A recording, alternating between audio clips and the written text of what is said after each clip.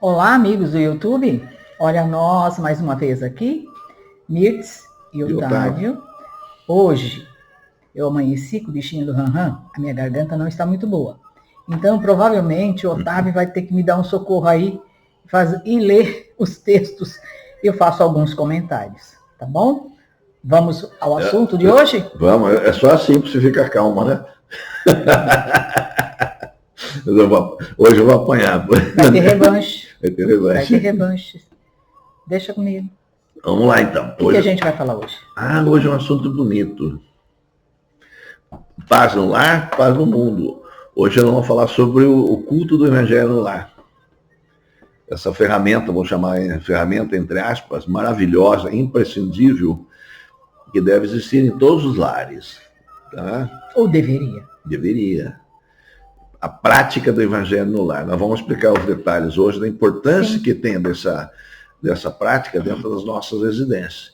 Deixando bem claro, antes de entrarmos no assunto em si, que não é uma atitude, uma prática espírita. Não.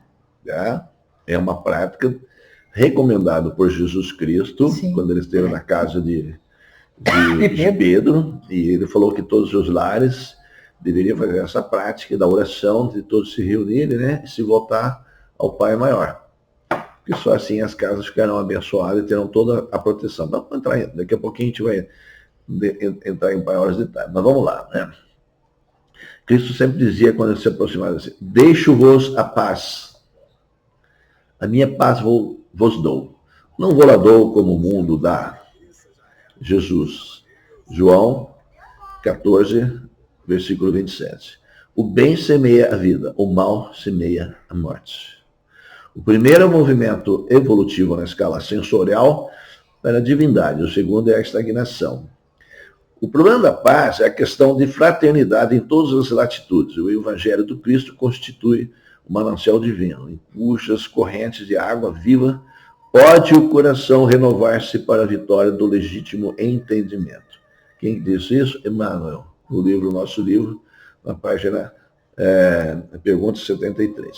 O culto do Evangelho de Jesus no lar, quando convenientemente aplicado, são as chagas da maledicência, previnem a cólera destrutiva, curam os efeitos desastrosos da imprudência, afastam os perigos da antipatia gratuita, balsamizam as úlceras da desilusão e favorece o clima da fraternidade e da confiança, suscetível de criar a felicidade verdadeira para quantos se empenham na evolução, no reajuste, na melhoria e na elevação. Vamos lá. Cultivar o Evangelho no santuário familiar é nortear a nossa experiência para o reinado de Deus, em nós e fora de nós. O estudo do Evangelho no lar é uma reunião em família, num determinado dia e horário da semana, para uma leitura e troca de ideias sobre os ensinamentos cristãos, em proveito do nosso próprio esclarecimento e do equilíbrio no lar. Não é nenhuma invenção do Espiritismo, mas é uma prática ensinada pelo próprio Mestre, que reunia os apóstolos e seguidores em Cafarnaum, no Tiberíades e outras aldeias, conhecido também como culto cristão do lar. O estudo do Evangelho é, ao mesmo tempo, um encontro fraternal do qual participam os espíritos familiares e demais interessados no progresso moral do grupo. Outros, como nós, aproveitam para o próprio esclarecimento. É uma prática cristã que a doutrina recomenda como recurso poderoso contra a obsessão de grande alcance da limpeza e higiene espiritual do lar.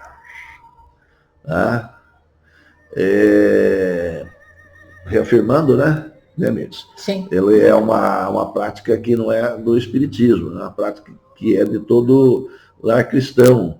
Foi deixada por Jesus, Foi deixada por Jesus. Deveria ser praticado por todas as outras religiões também cristãs. Então, você tem que marcar um dia na semana num horário determinado. A gente vai explicar. Tá? Nós vamos explicar isso daqui a pouquinho, o porquê dessa importância. Vamos lá.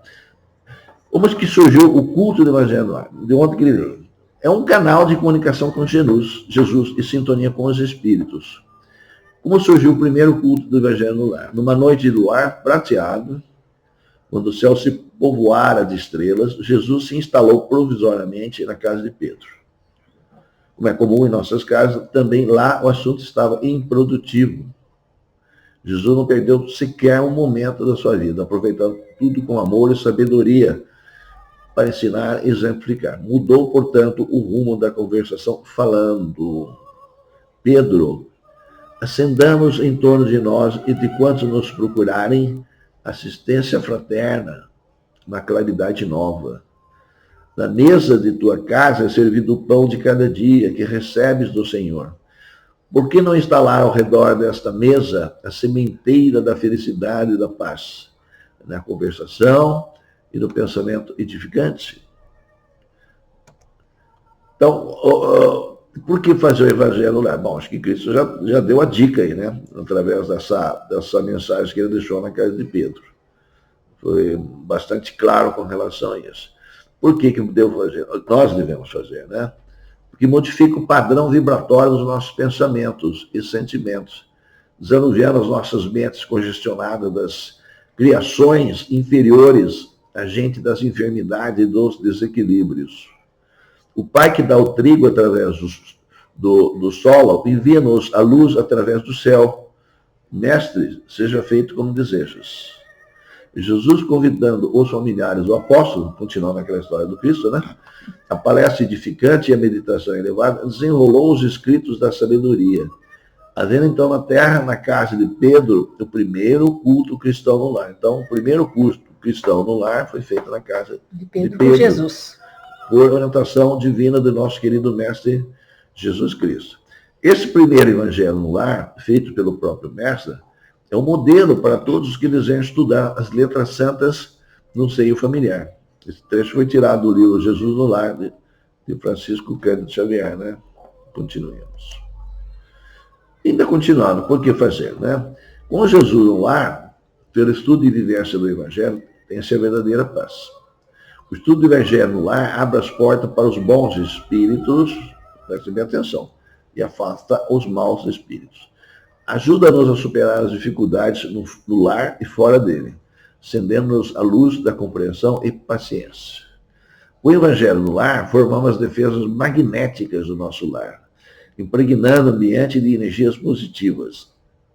Além da ajuda que essa prática proporciona no programa espiritual de todo o grupo familiar, estende a caridade aos vizinhos e quantos se sintam também estimulados a mudar com o nosso exemplo. Como é que a gente faz o Evangelho no lar? Nós vamos passar aqui uma sugestão, tá? Não é um ritual obrigatório. Algumas coisas são importantes. Não vão assinalar o que é importante aqui, que não pode ser mudado. Quer que eu tente falar? Quer falar? Vamos falar. Fale. Eu vou tentar falar. Se eu não conseguir, Otávio dá sequência. O importante é que a gente marque um dia da semana e um horário certo. Por quê? Porque os nossos irmãos espirituais, eles são disciplinados, não são como nós. Então, o que acontece? Quando você marca, eles já estarão ali, aguardando o momento para iniciar o culto do Evangelho no lar. Então, você não pode esquecer, cada dia faz no horário, porque isso para eles é um compromisso, e para nós também deveria ser um compromisso, né? O importante é que você reúna a família. Se você não tiver quem queira se reunir com você, nada impeça que você faça esse evangelho sozinho. Não tem importância. Você faz da mesma forma porque nunca estamos sozinhos. Estamos sempre acompanhados por nossos irmãozinhos espirituais.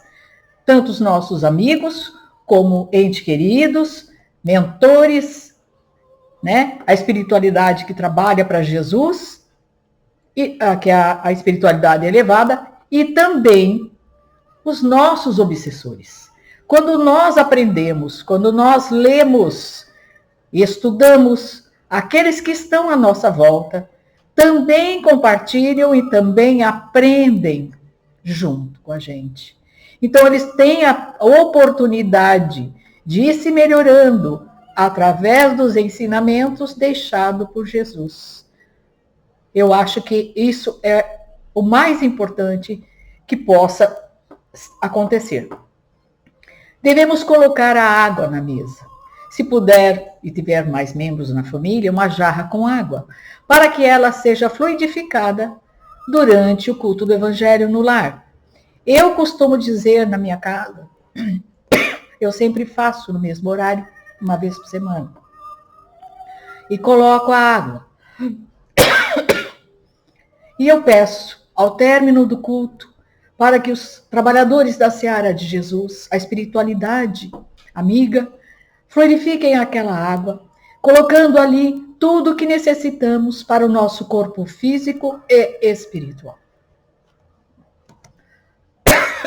Continua você, Otávio. Bom, a Beth colocou bem, o dia é muito importante, o horário, porque eles têm compromisso, eles atendem os que frequentam nossos lares, esses espíritos de luz, eles têm tarefas, eles não ficam à toa fazendo, esteja atendendo só os nossos desejos, as nossas necessidades. Eles têm muita tarefa para fazer. Como que eu vou fazer? Então, é um roteirinho para vocês, né? Uma prece inicial, simples e espontânea, Sim. Feito por qualquer um das pessoas, normalmente pelo chefe da família. Quando se tem a família, né, o casal, o marido, a esposa e as crianças. Mas pode ser feito por outras pessoas, mas eles sempre falam isso. A espiritualidade determina que o chefe faça. É uma questão, não sei porquê, eu sei também, eu nunca entendi isso, mas... Eu acho que é o exemplo, a questão é o exemplo. Exemplo, não por hierarquia, não tem hierarquia. Não, exemplo mesmo. Por exemplo, né? É o pai, né? Então, faz uma peça, pode ser um Pai Nosso, ou ensinado por Jesus, pausadamente, né, prestando atenção em todas as frases. Faz uma leitura de Jesus, nós espíritas, trabalhamos com o Evangelho segundo o Espiritismo, né, e pode começar do capítulo 1 até o capítulo 28. Só um complemento, Otávio? Pois não. Nada impede que a pessoa, às vezes, fala, mas eu não tenho esse livro, Evangelho, no lar, sim. né? O que eu faço? Eu tenho uma Bíblia? Isso. Tenho. Eu tenho aquele Minutos de Sabedoria, um trecho de leitura, de elevação. Isso que é importante. E que você reflita sobre aquilo que foi colocado. Que você entenda, porque de nada adianta você ler e você não entender. Sim. Então, não precisa ler muito, pode ser um trecho pequeno. E você vai aprendendo cada dia mais, né? Como que a gente faz esse evangelho no lar? Você vai adquirindo prática. As primeiras vezes é um pouquinho mais difícil? Porque você não sabe se você está certa ou está errado. Sim. Não existe o certo ou errado. Existe a boa vontade e a intenção de cada um. Ali sendo colocado. Então, muito bem colocado. Nós espiritualizamos o Evangelho segundo o Espiritismo, quem não é espírita pode utilizar a Bíblia. Pode ser o Novo Testamento, pega um trecho, lê, abre, né, esse trecho que foi escolhido, ou acaso, ou no livro do Evangelho segundo o Espiritismo. Eu, por exemplo, os espíritas mais antigos faz em sequência, né, vai e volta, termina o livro e volta, né. Aquele sequencial, né? A gente trabalha dessa forma, mas pode ser um acaso. Eu faço aleatoriamente. Aleatoriamente, é a escolha de cada um. Porque eu acho que vai cair para mim aquilo que no momento a minha família ou eu estou precisando aprender. Uhum. Né? Então fica aí a critério de cada um. Tudo é válido, que é bem feito com amor, tudo é válido. Então, né, vocês vão comentar depois, não pode ter discussões, não pode ter briga, tipo assim, não concordo com a sua opinião. Isso aí cabe para você. Tá vendo? Olha, foi certinho para você essa mensagem. Pode ser, mas não pode falar. O que não pode ter aqui é conflito. Tá? Jamais. E o intuito do Evangelho no Lar não é esse. Exatamente. É aprender a harmonização. Então, quem escutou e se entendeu, reflita, tá? Reflita, que pode ser para você aquela mensagem, você tem que trabalhar aquilo lá, esse lado que não está bom em você. Então não pode ter desarmonia, não pode ter briga de ponto de vista, não sei o quê, né? Então por isso que é bom ter sempre um comandante nessa história, vamos chamar um líder nessa mesa, né? Sim. Essa vibração que ele emana, né? O que a gente sempre fala, vibrar, doar sentimentos, pensamentos de amor, tranquilidade, saúde, de paz, pensar coisas boas. Para a família, né? Vibrar é amar em pensamento, hein, gente? Vamos vibrar e amar em pensamento. Sempre que a gente fala em vibrar, a gente está falando disso daí, tá? Então, vibrar como? Pela fraternidade, pela paz, equilíbrio também de toda a nossa humanidade. Sim. E vamos lembrar também, Otávio, que nesses momentos do culto do Evangelho no Lar, ele é voltado para a família. Sim. Então, não adianta ali você querer fazer oração para pessoas abandonadas na rua, para os hospitais, para os presidiários, né, que estão confinados, porque esses ambientes, eles são muito pesados. E dentro da sua casa, na hora que você faz, essa energia pode afetar o seu lar. Então, você vai se direcionar à sua família exclusivamente, ao trabalho, à saúde, né, ao bem-estar, no geral, da sua família. Na prece inicial, na final, você pode fazer uma prece para todos, né? Mas o culto em si é voltado para a família. Para a família. Né? Então, vibrar pela expansão e vivência da mensagem de Jesus em todos os lares. Vibrar pelo nosso lar, envolver a nossa família em vibrações de amor, harmonia, que haja união e paz entre todos. Segundos de silêncio, para que cada um possa falar com Deus no silêncio do seu coração, pedindo proteção e amparo de ordem sentimental, até material pode ser, não tem problema não. Física ou espiritual, que está passando naquele momento. Depois de conversado e dialogado, né, tem uma prece de encerramento, simples, espontânea, agradecendo a Deus todo o amparo que nos dá, né, e que muitas vezes nem percebemos. Ele está sempre nos ajudando, a gente não está percebendo, né? Então aqui também pode fazer prece ao Pai, né? O culto sempre faz, pode ser feito sozinho, de preferência com a família, mas também tem online, viu, gente? Tem. Tá? A pessoa que tem dificuldade é mais fácil, né? Está com muita dificuldade, está com sofrimento na sua casa, pode pedir para as casas de espíritos que trabalham com online, eles entram, né, no seu lar com a sua permissão, através do Existe já hoje celular. No YouTube, tem muitos. Tem muitos. Pode fazer pelo celular, a gente faz em conjunto com vocês. Isso. Vai jarrinho de água lá, deixa a Bíblia, o Evangelho segundo o Espiritismo, eles não podem levar e conduzir, tá?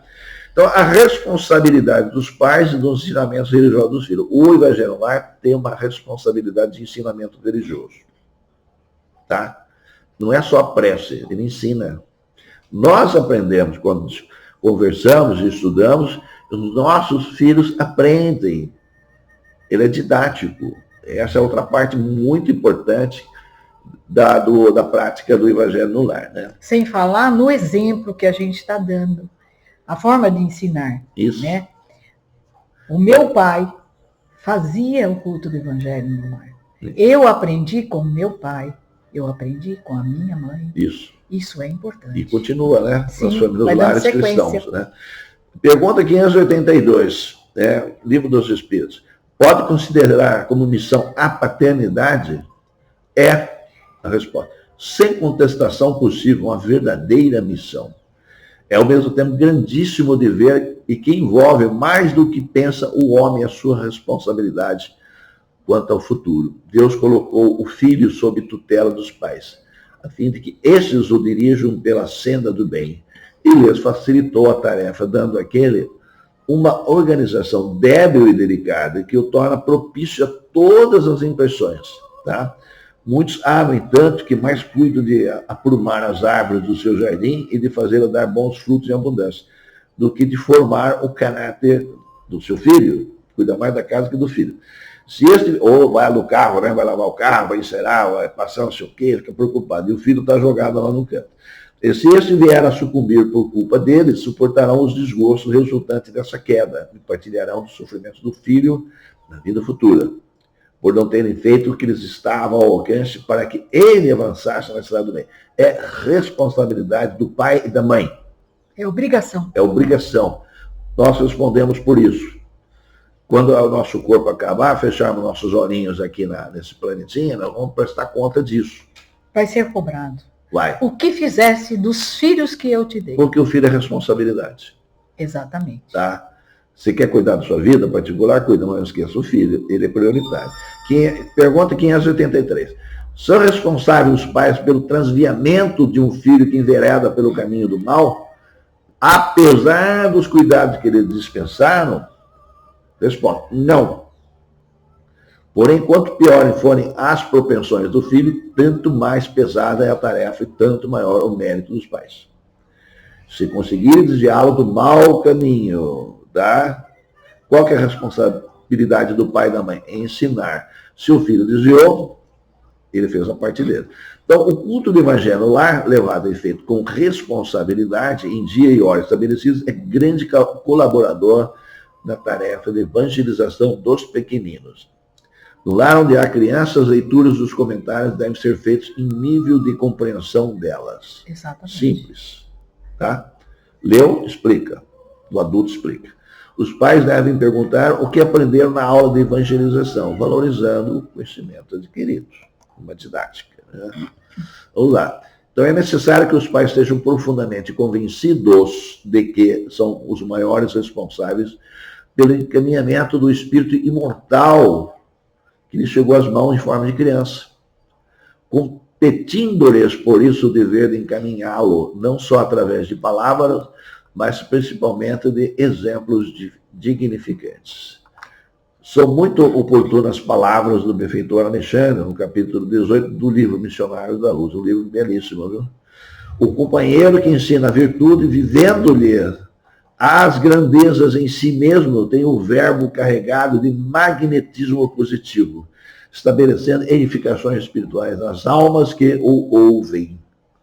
Sem essa característica, a doutrinação quase sempre é vã. Mateus, que observava nas pessoas o efeito dos ensinamentos de Jesus, encerra seu relato de O Sermão da Montanha com essas palavras: porquanto ensinava como tendo autoridade e não como os escribas. Quais são os benefícios do evangelho no lar? Quer que eu tente? Vai lá, Mirtes. Vamos tentar mais um pouquinho. Se eu começar a se parar, você fala e continua. Tá bom.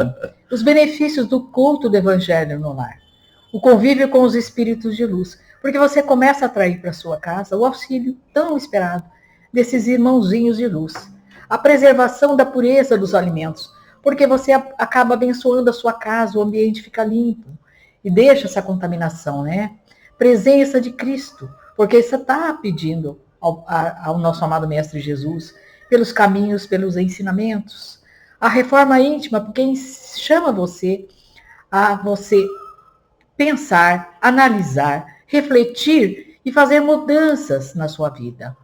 Conversação edificante, proteção para a saúde física e espiritual, melhoria do ambiente doméstico, defesa exterior em torno do lar, vibrações luminosas, estudo do Evangelho do Cristo, monoideia elevada no combate às vibrações negativas, né? Se tem algum irmãozinho que está ali atrapalhando, esse tipo de assunto não interessa a ele não vai ter essa afinidade com essa energia, então ele se afasta.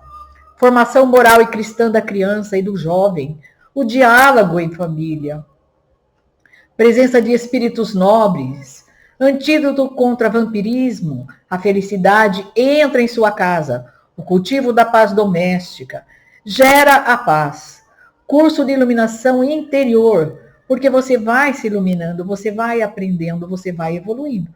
Porque eu não acredito que alguém que se dedique a fazer oração e aprender a estudar, que nem que seja um pouco ela não aprenda. Então sempre a gente aprende. Todos nós aprendemos. Afastando de entidades da sombra, transformação do lar em fortalezas e outros benefícios. Nós sabemos, até alguns mentores já nos explicaram em palestras, que quando fazemos o culto do evangelho no lar, todas as famílias, todas as casas, ela acende uma luz para o plano espiritual. E quando eles olham, eles sabem, essa casa, aquela outra casa está protegida. Existe uma luz saindo daquela casa, onde está pedindo o amparo da espiritualidade. Olha que bonito. E os irmãozinhos, quando tentam entrar ou invadir na nossa casa, eles se veem embarrados.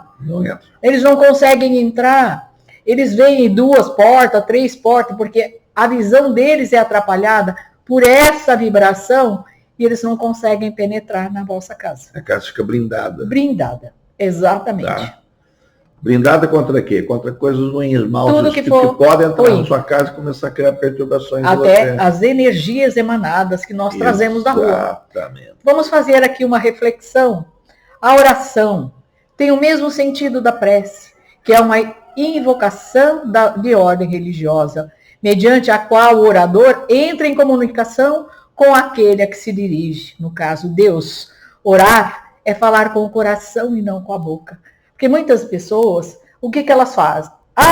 Eu só sei orar aquelas rezas que eu aprendi, que é decorada, eu não sei fazer outro tipo de oração. Ladainha. A ladainha.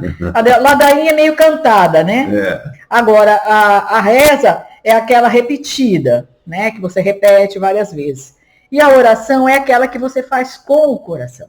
E para fazer a oração, não precisa ter nada decorado. Basta que você seja você mesmo, que você converse com Deus, uma conversa aberta, falando com Ele dos seus problemas, das suas dificuldades, pedindo perdão, pedindo ajuda, seja da forma que for.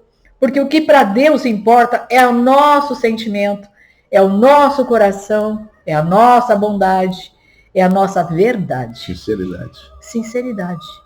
O que Jesus fala sobre o poder da oração? Jesus ensinou os seus discípulos como orar. Ele disse que algumas pessoas oram só para ser vistas pelos outros. Jesus ensinou que, se possível, devemos orar no local onde possamos ficar sozinhos. Disse também que algumas pessoas repetem várias vezes as mesmas palavras quando oram. Aquilo que a gente colocou das ladainhas, das rezas, né? Que é bem comum. Porque a pessoa fala, eu não sei o que eu vou falar. Eu só sei rezar, para mim é só aquela oração ali que eu aprendi, que eu decorei. E não é assim. Nós sabemos que não é dessa forma. E também quando ele fala das pessoas que procuram, né? A gente fala assim, mas eu já vou na igreja. Eu vou orar na igreja. Muitas vezes a pessoa vai na igreja, ela vai para que todos vejam que ela está ali, que ela é uma religiosa, que ela é uma contribuidora, né? Daquela paróquia, daquele local, mas ela vai lá e ela não aplica nada daquilo que ela aprendeu na casa. Ela vai lá para reparar na vizinha, na fulana, na outra. Olha, você viu? A outra trocou de carro. Olha, a outra estava bem vestida. Nossa, você viu com que roupa a fulana foi? Pois é. Olha o sapato que ela estava. Então, esse tipo de pessoa que vai para uma igreja, para uma casa, com a finalidade de aprender a orar, não está aprendendo nada. Não. Então, não adianta, ela está perdendo tempo. Então, seria bom que ela orasse na casa dela, né? A eficácia da oração. Rezar é recitar em voz alta, repetidas vezes. Orar, né? É falar, pronunciar, a harmonia do universo.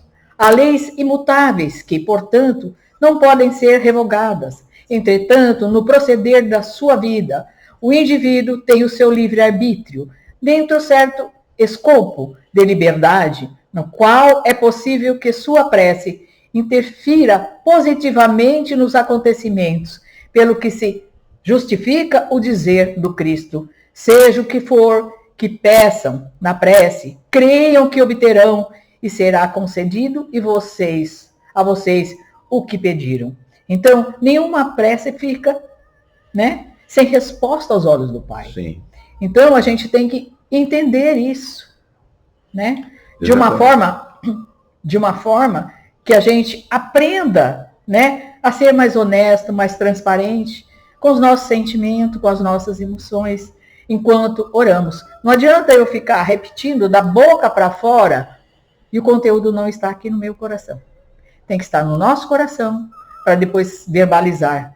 Porque falar e não sentir não tem finalidade nem propósito nenhum. E após o término do Evangelho lá, pega aquela água que vocês deixaram ali e bebam, que ela está fluidificada. Ela vai trazer benefícios físicos ao nosso corpo e espiritual. Né? As casas que faz o Evangelho no lar, elas são blindadas. Vamos assim dizer, esse termo meio estranho, mas é verdade. Sim. São protegidas por Deus, tá? Eu já vi muitos casos verídicos. Pessoas praticam o evangelho no lar, o vizinho vivia brigando, né, Mirtz? Sim. E acalmaram-se, as crianças se acalmam. Eu já fiz isso. Ela já fez isso, eu também já fiz. E quando eu fazia a evangelização nos lares, quando eu trabalhei em outra cidade, numa casa espírita, né, a gente atendia assim, diversos tipos de pessoas que iam lá solicitar. Crianças em estado de aflição extrema, carregada de obsessores, se acalmarem, se modificar a estrutura familiar, moribundos que estavam à beira da despedida do corpo carnal, a gente vai lá, leva um bálsamo para essas pessoas. Então ele balsamiza. Nós fizemos o evangelho até para pessoas analfabetas. Sim. A gente lia para eles. Lia, como eram evangélicos, a gente lia a Bíblia para eles. Não tem problema nenhum. O importante é a mensagem do Cristo. Da lar cristão, lar do Cristo. É isso que ele falou. Né? Dirija-se ao Pai. A orientação do nosso mestre, nosso divino mestre Jesus. Então, façam isso. E um alerta final. Marque o dia e o horário, sejam rigorosos. Não desliga a televisão, não faz barulho. Sim. Tá? Pode colocar uma música de fundo. Pode, uma música suave. Suave, né? de fundo. De paz. Sim. Não brigue, não discuta. Sim. Tá? Tenta se harmonizar nesse momento de concentração. Tocou o telefone, põe lá no modo avião, não atende. Chegou um vizinho, uma visita inesperada. Que nada pode interromper momento, esse né? momento, tem que ser respeitado. Não pode. Se convida, fala, nós vamos fazer o evangelho, que vocês querem participar? A gente não quer, somos de outra religião. Não tem problema Espera nenhum. um minutinho aí, tá? Porque o culto evangelho no lar, ele vai de 15 a 30 minutos. Ele não pode se exceder a 30. Não há necessidade. Porque a espiritualidade precisa trabalhar, não pode ficar só à nossa disposição. Né? Exatamente. Aí é exigir demais, né? Sim. É querer muito. Então você tem que ter esse controle, tá? Essa disciplina, vamos assim dizer.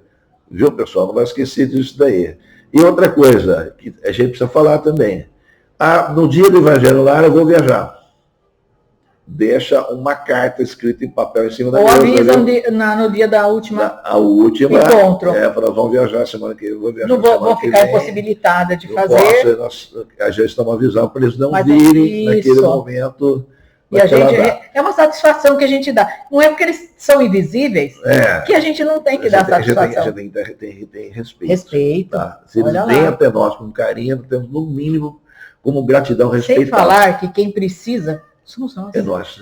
Eles estão só atendendo a gente. Exatamente. E outra coisa, viajei, mesmo onde você esteja, pega seu celular lá, abre uma mensagem do Pai naquele horário, naquele momento. Mentaliza, né? Mentaliza e faz a prece, a oração. Eu acho que a gente conseguiu, basicamente, né? Sim, passar. Se alguém tiver dúvida, pergunte.